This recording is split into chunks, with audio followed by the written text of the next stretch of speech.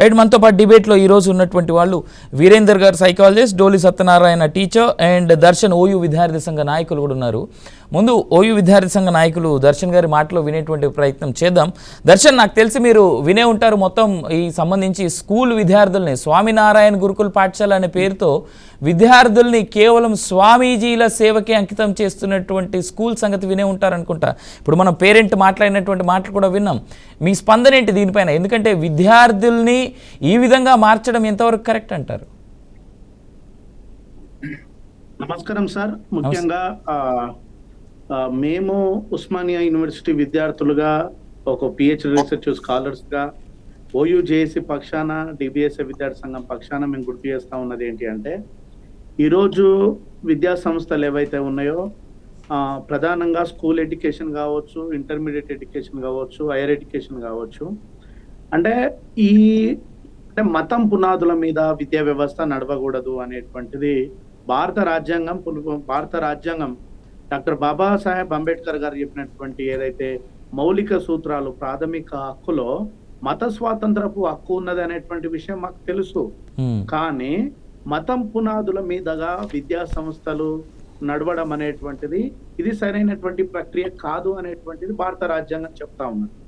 మేము ఇటీవల కాలంలో అంటే మేము అంటా ఉన్నది ఏంటంటే, హేమంత్ కుమార్ అనేటువంటి వాళ్ళ తల్లి మాటలు విన్న తర్వాత మాకు అనిపిస్తా ఉన్నది ఏంటి అంటే మతము ఇక్కడ గురూజీలు కానీ స్వామీలు కానీ వీళ్ళు ఉంటే ముందే మాకు చెప్పి ఉంటే మేము ఇందులో జాయిన్ చేయించే వాళ్ళం కాము కదా, సుమారు అంటే బాధ్యతగా ఉండాలి కదా అనేటువంటిది ఒక వాళ్ళ తల్లిదండ్రులు అనేటువంటి వాళ్ళు వాళ్ళ పిల్లల అభివృద్ధి కోసం వాళ్ళు ఒక డాక్టర్లుగా, లాయర్లుగా, ఇంజనీర్లుగా, మేధావులుగా ప్రపంచంలో ఒక గొప్ప స్థాయికి ఎదగాలని, శాస్త్ర సాంకేతిక రంగంలో ముందు ఉండాలని, అభివృద్ధి దశకు తన కుమారులు కానీ కొడుకు వాళ్ళ తల్లిదండ్రుల యొక్క ఆవేదన ఉంటది. అందుకోసమే హేమంత్ కుమార్ అనేటువంటి ఒక విద్యార్థిని వాళ్ళ తల్లి చాలా కష్టార్జితంతో తను కూడబెట్టుకున్నటువంటి డబ్బులను కూడబెట్టుకొని ఒక్కో రూపాయి ఒక దగ్గర వేసుకొని ఒక విద్యా సంస్థలో శ్రీ నారాయణ స్వామి గురుకులం మెహదీపట్నం దగ్గర ఉన్నటువంటి, అంటే చిలుకూరు బాలాజీ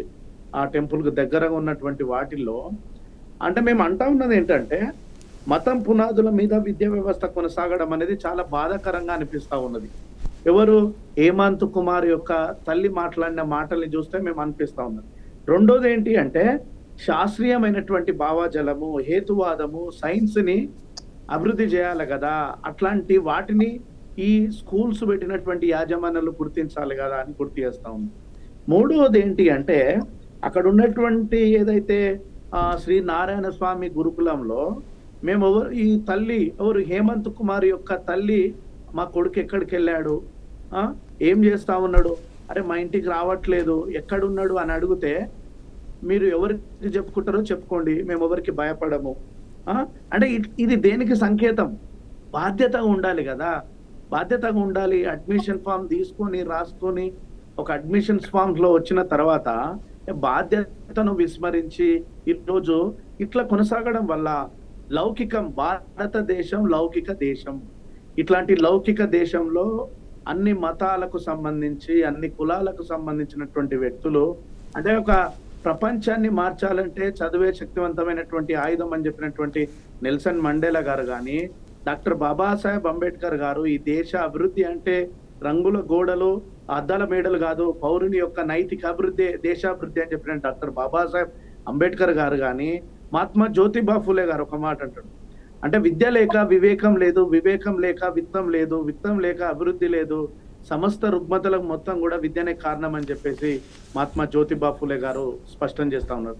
అంటే ఈ దేశంలో ఉండేటువంటి ఏదైతే ఈ దేశంలో ఉన్నటువంటి వర్గాలు, విద్యార్థులు చదువు ద్వారా ముందుకెళ్లాలనుకునే క్రమంలో భాగంగా ఒక మతాన్ని ప్రేరేపించడం. ఓకే, మేము అంటా ఉన్నది ఏంటంటే ఎవరు మతాలు వాళ్ళవి, ఎవరు మతాలను వాళ్ళని గుర్తిస్తాం, మేము గౌరవించుకుంటాం.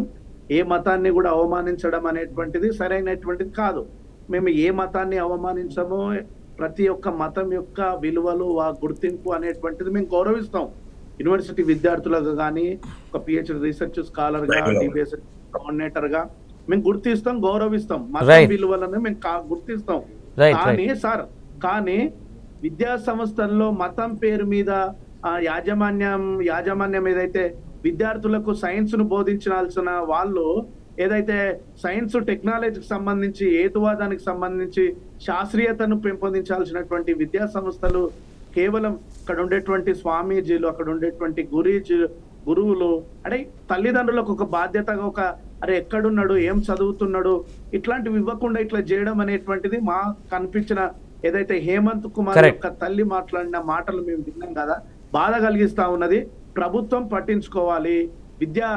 డిస్ట్రిక్ట్ ఎడ్యుకేషన్ ఆఫీసర్ డిఈఓ గారు కానీ, Hmm. ఏదైతే స్టేట్ ఎడ్యుకేషన్ ఆఫీసర్ కానీ, స్కూల్ ఎడ్యుకేషన్ డైరెక్టర్ కానీ ఇట్లాంటి స్కూల్స్ ల మీద గురుకులం పేరు మీదగా కేవలం ఒకటే మతాన్ని ప్రేరేపించి చెప్పేటువంటి అన్ని మతాలకు ప్రయారిటీ ఇవ్వండి.